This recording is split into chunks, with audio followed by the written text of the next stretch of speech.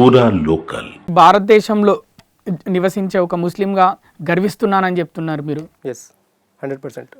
మరి బంగ్లాదేశ్లో హిందువుల మీద దాడులు జరుగుతున్నాయి. ముస్లిం మత పెద్ద గురువులు అంటే మత గురువులు వాళ్ళు మరి రెస్పాండ్ అవుతున్నారా ఈ విషయం మీద? అయ్యేటోళ్ళు రెస్పాండ్ అవుతున్నారు. మానవత్వం ఉన్న ప్రతి వ్యక్తి కూడా రెస్పాండ్ అవుతారు సార్. అది హిందువా ముస్లిమా క్రైస్తవ అని చూడడు. అంటే మీ ఇస్లామిక్ మత గురువులకు మానవత్వం లేదా? ఎవరికి? మీ ఇస్లామిక్ మత గురువులకు మానవత్వం లేదా ఈ విషయం మీద రెస్పాండ్ అవడానికి? అవుతున్నారు. బంగ్లాదేశ్లో హిందువుల మీద జరుగుతున్న దాడులు చాలా మంది రెస్పాండ్ అవుతున్నారు. కాకపోతే మీడియా పరంగా వచ్చి వాళ్ళు చెప్పట్లేదు. ఎందుకు చెప్పట్లేదు? మీడియా పరంగా వచ్చి చెప్తే వాళ్ళు బాగుంటుంది. నేను కూడా వాళ్ళకు అదే రిక్వెస్ట్ చేస్తున్నాను మీ మాధ్యమంగా.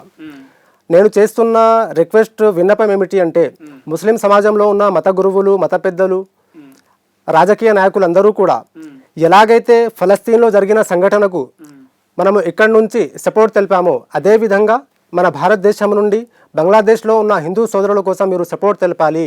ఇది మన అందరి యొక్క కర్తవ్యము, మన బాధ్యత ఒక మానవునిగా. మరి మీరు చెప్పినాక కూడా తెలియకపోతే వాళ్ళపై నా యొక్క అథారిటీ ఏముండదు సార్.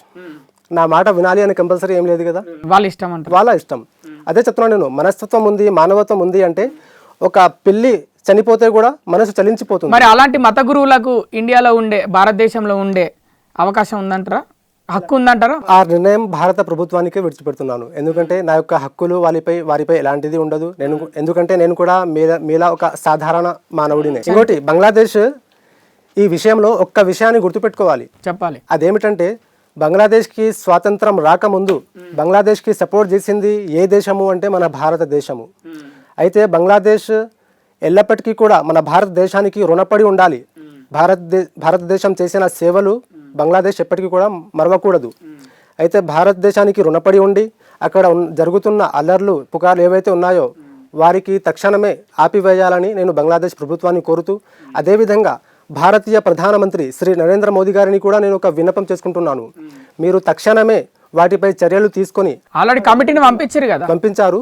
6 సూత్రాలు కూడా చెప్పారు, 6 కండిషన్లు పెట్టారు.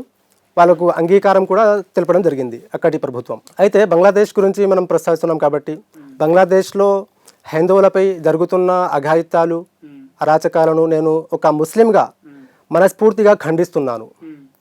ఎందుకంటే ఇస్లాం ధర్మము ఎప్పుడే కానీ అంటే మంచి జరగాలి, చెడు జరగకూడదు, కీడు జరగకూడదు అని ఇస్లాం ధర్మం బోధిస్తుంది. నీ వల్ల ఒక్క మానవుడు చనిపోతే మొత్తం సమాజాన్ని చంపినంత పాపం ఉంటుంది అని ఖురాన్ గ్రంథం ఇస్లాం బోధిస్తుంది.